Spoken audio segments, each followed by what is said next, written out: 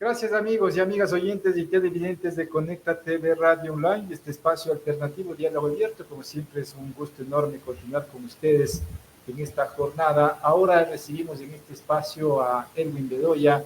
Él es dirigente de la Central Sindical CEDOFUT, parte del Frente Unitario de Trabajadores FUT, a quien agradecemos por atender esta invitación. Edwin, gracias por estar en este estudio. ¿Cómo está? Muy buenos días.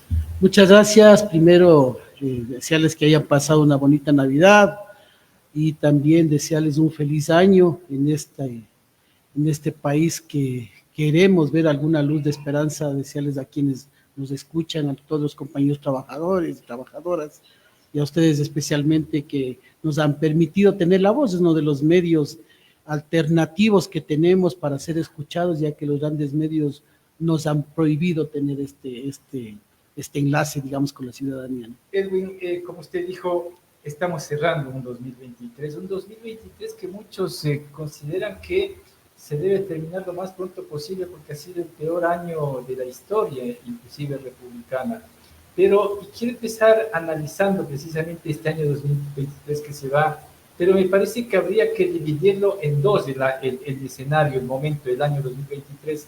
Uno antes de la muerte cruzada y otro después de la muerte cruzada. ¿Cómo le visualiza este año que se va usted, Edwin, por favor? Bueno, veamos los antecedentes.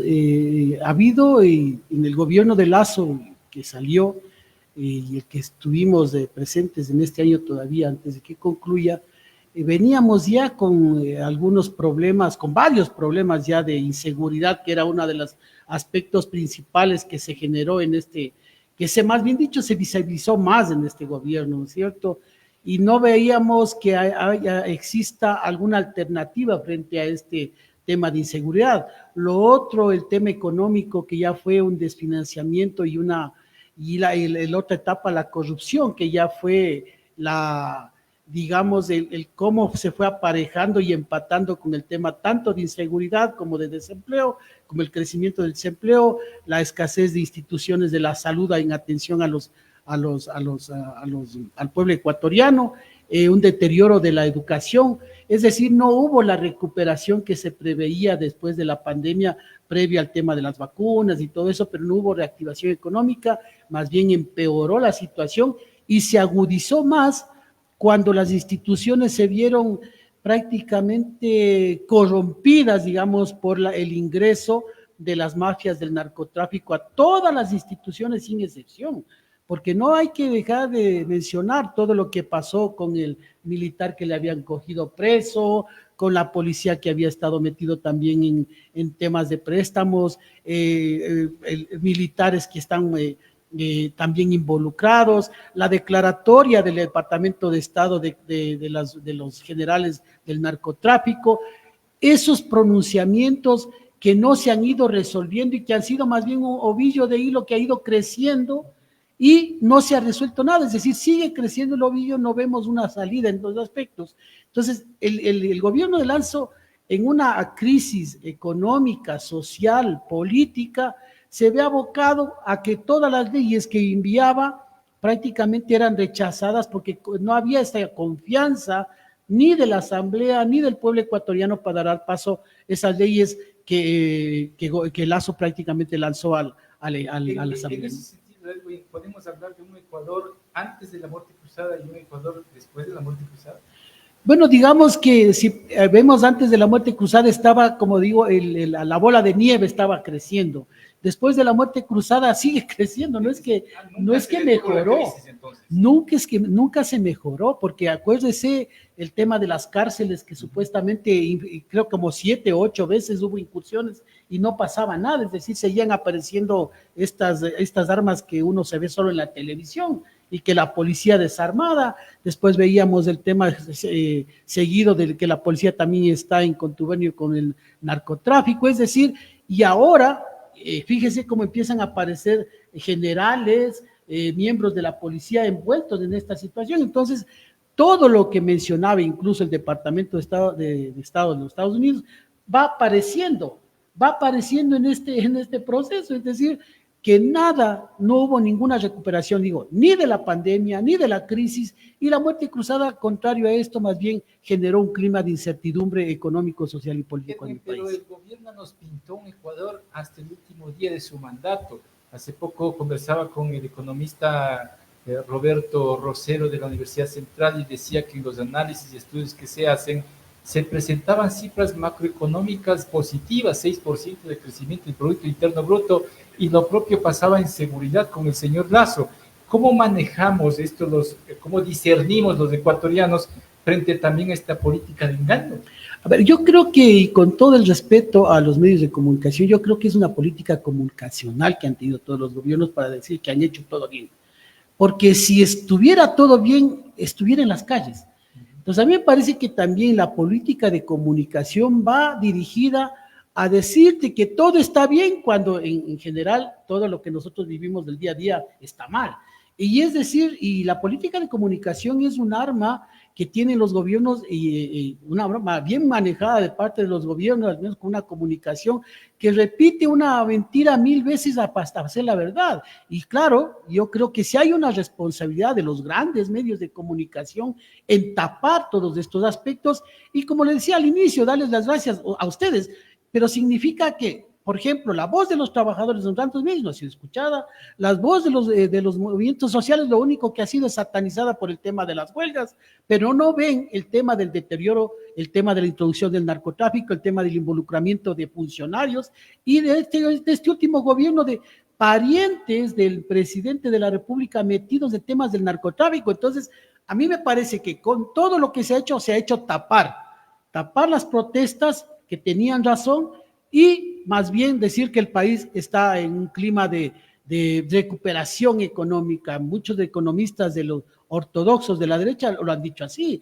La banca, bueno, obviamente la banca está bien, ellos mismos lo han mencionado, y el último documento que salió económico de Vistacio va dándonos la razón a los trabajadores que los únicos que se han beneficiado ha sido la banca y los grupos de las élites económicas empresariales. En temas laborales, ¿qué hemos conseguido para el sector trabajador en este 2023? Porque hay proyectos de ley inclusive pendientes en la Asamblea Nacional, en el mismo Código Laboral, las reformas de IES, pero ¿hemos conseguido algo o hemos retrocedido en el tema laboral?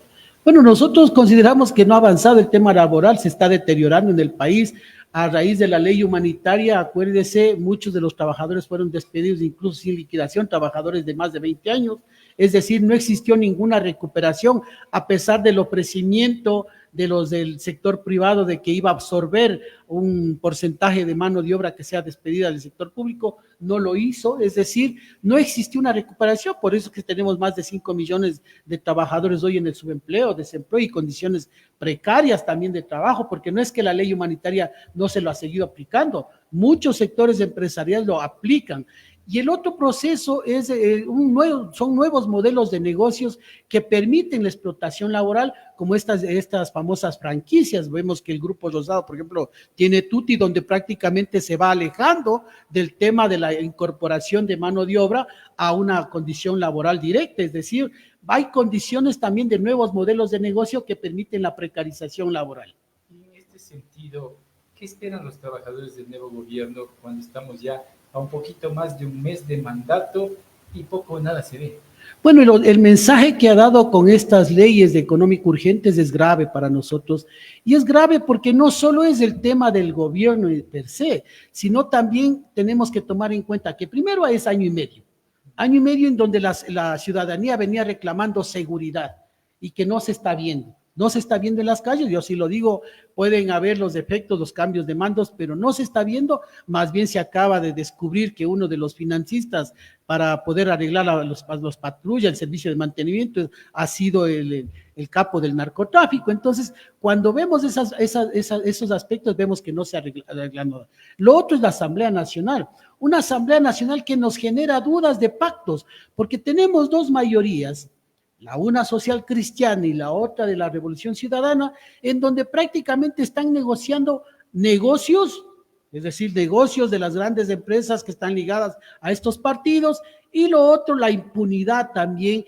de actos de corrupción también que están ligados a algunos miembros de sus partidos. Es decir, el Ecuador en este momento está viendo cómo negocian en la Asamblea estos actos de impunidad, tanto económica, financiera y de apropiación de las instituciones del Estado, es decir, privatizaciones, dar paso a cambio de.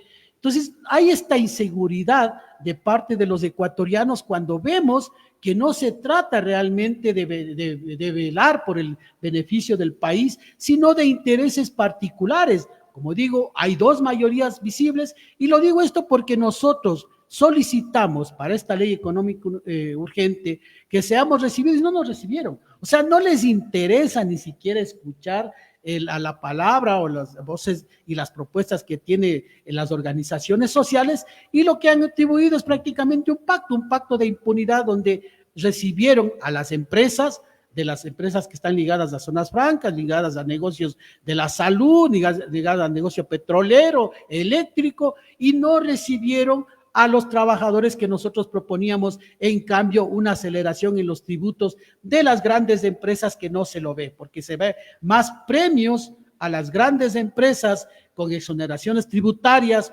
nuevamente con donaciones de deudas que no han arreglado nada en el país. En el tema económico está claro que se beneficia a los grandes grupos económicos y políticos de este país con la ley última que se aprobó.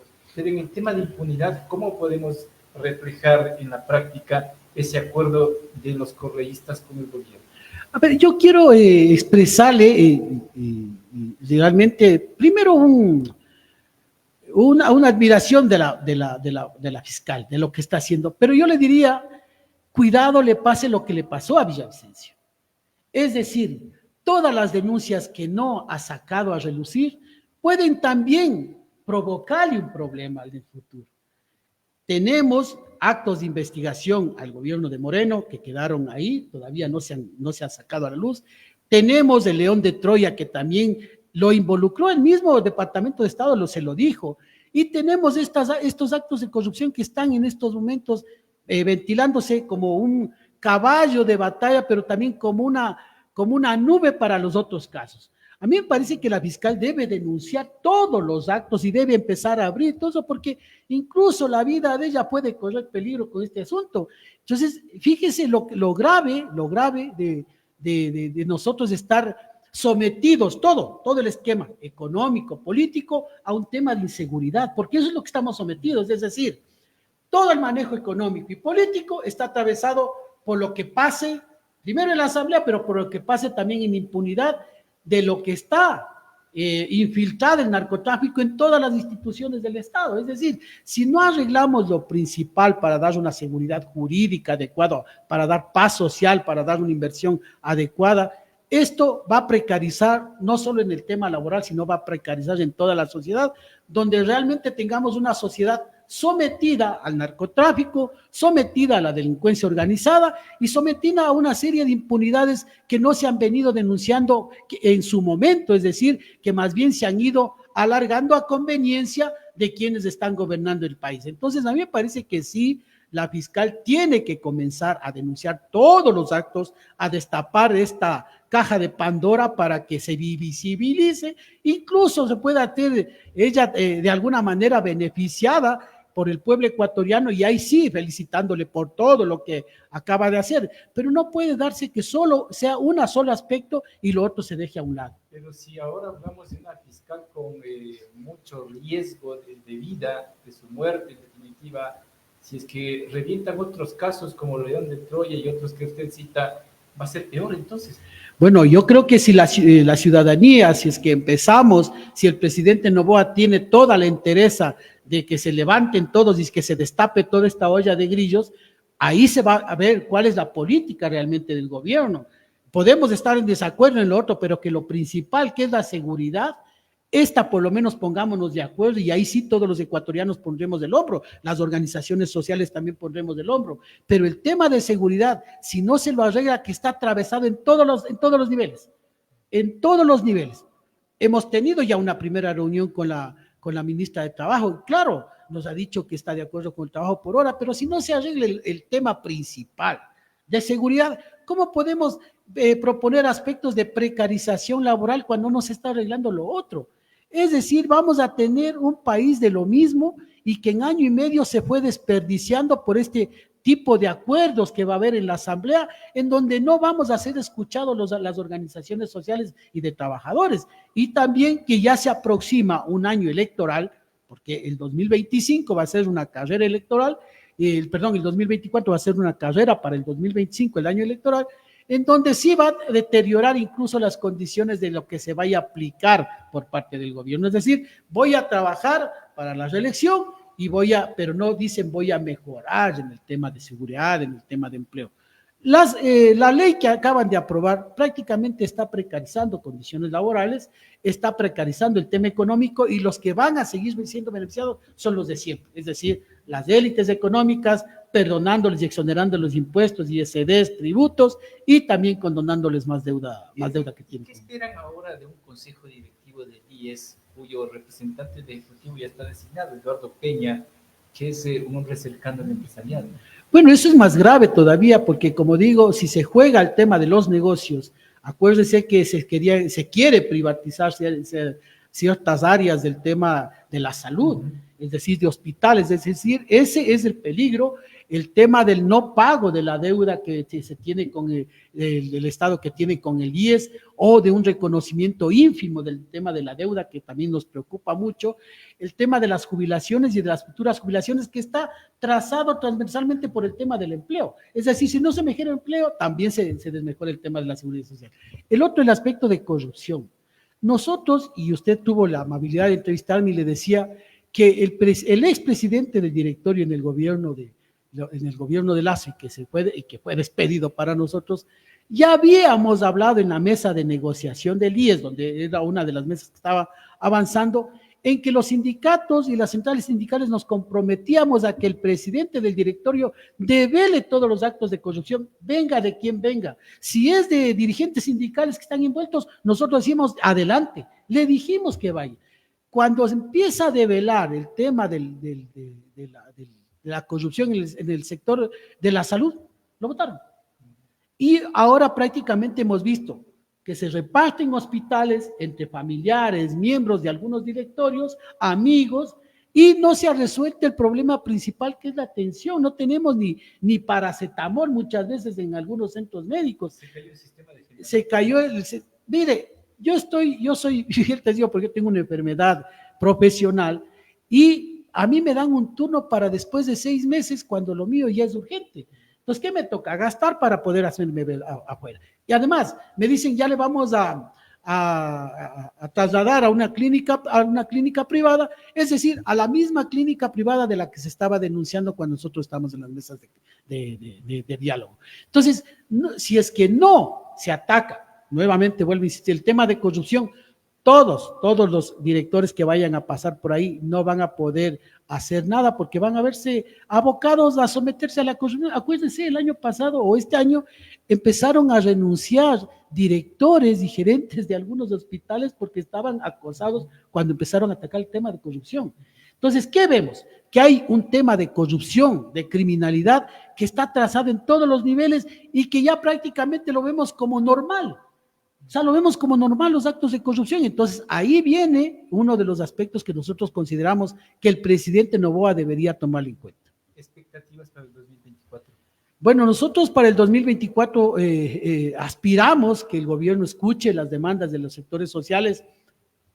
Creo, ojalá, lo que estamos mencionando, el presidente nos escuche, hemos pedido una reunión con él, pero no descartamos una serie de movilizaciones por todo lo que está sucediendo. Fueron estratégicos de este mes, un mes complicado, un mes donde todo el país vive en el tema de la Navidad, del Año Nuevo, muchas de las empresas incluso no están trabajando, y fue estratégico, digo, porque evitó una movilización en contra de una ley que prácticamente deteriora las condiciones laborales y también económicas para el país y carga nuevamente la crisis en los hombros de los más pobres. Es decir, nosotros aspiramos que este año ojalá se arregle, podríamos desearle, pero necesitamos más diálogo y necesitamos ser escuchados. Nosotros estamos, como digo, ya en asambleas permanentes y consideramos que si es que no se arreglan va a ser un año de duro conflicto social para el país. Esperemos que no sea así, y no por contradecirle a Edwin, sino por el bienestar del país, Todos. porque todos esperamos que el Ecuador empiece a caminar, pero rumbo a la salida de estas crisis de las que estamos hablando, así es que todo sea por el bien del Ecuador.